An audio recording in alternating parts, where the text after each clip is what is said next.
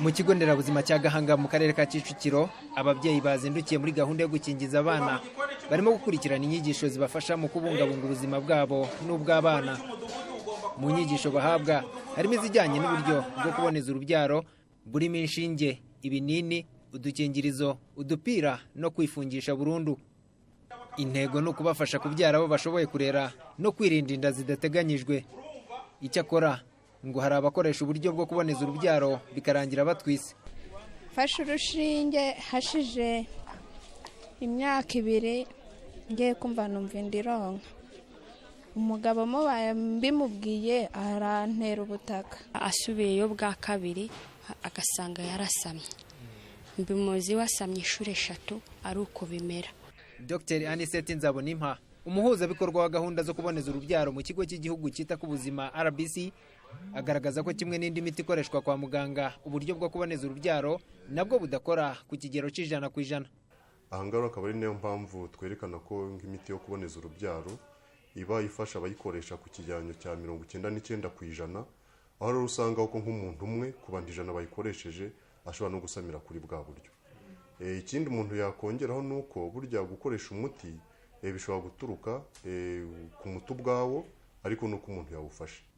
Dr. Nzabonimpa asobanura kandi ko hari imiti imwe n'imwe ishobora kuba itujuje ubuziranenge kubera uburyo yakozwe cyangwa ikaba yarabutakarije mu kuva aho ikorerwa igera ku bayikoresha. Hari n'abagaragaza ko uburyo bakoresha nabwo bwabagizeho izindi ngaruka. Nkagenda numa barambye ati nagapira nanga barakoroze. Kurwara umutwe udakira nkumva nshobora no kuziramwe ibisazi. Kugenda umuntu agenda ava igihe cyose nyine waza kwa muganga bakaguha imiti ikorohereza. Aha Dr. Nzabonimpa agaragaza ko akenshi bituruka ku miterere y'umubiri w'umuntu. Abantu bagirwaho ingaruka abari ngo ku kigereranyo cy'umwe cyangwa 2%. Ikindi nakongeraho nuko imiti yo kuboneza urubyaro ni imiti ikoreshwa ku buryo buri wese aba afite umuti uhaye n'umubiri we. Mbere yo guhabwa umuti, umubyeyi aba agomba gukorerwa ibizamini ndetse akanakurikiranwa mu gihe arimo kuyikoresha. Uyu we yemeza ko kuboneza urubyaro byaba byaramuviriyemo kutongera kubyara. Ariko kuva ubwo nava muri ONAP mbana n'umugabo, umwana wanjye afite imyaka 9, nabuze urundi rubyaro. Abahanga mu bijyanye no kuboneza urubyaro ngo bakemeza ko ashobora kuba afite amakuru atariyo.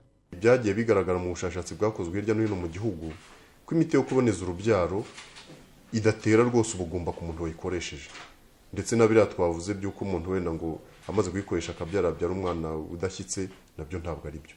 Ahubwo icyo umuntu yavuga nuko imiti yo kuboneza urubyaro iyo umuntu ayikoresha ntivanaho wenda uburwayi kuzagira n'igihe atari kuba yayikoresha. Niba wenda umuntu ye kuzirenza imyaka 10 atabyaye atanayikoresha, niyayikoresha wenda akayihagarika cya kintu kimubaho. Abagore n'abagabo bagirwa inama yo kumva akamaro ko kwitabira gukoresha uburyo bunyuranye kandi bwemewe mu kuboneza urubyaro, kuko ingaruka ziva mu gutwita inda zidateganijwe no kubyara umubare w'abana umuryango udashoboye kurera ziremereye kurusha izaterwa no kwitabira uburyo bwo kuboneza imbyaro. Pasco Buhura, Televiziyo Rwanda.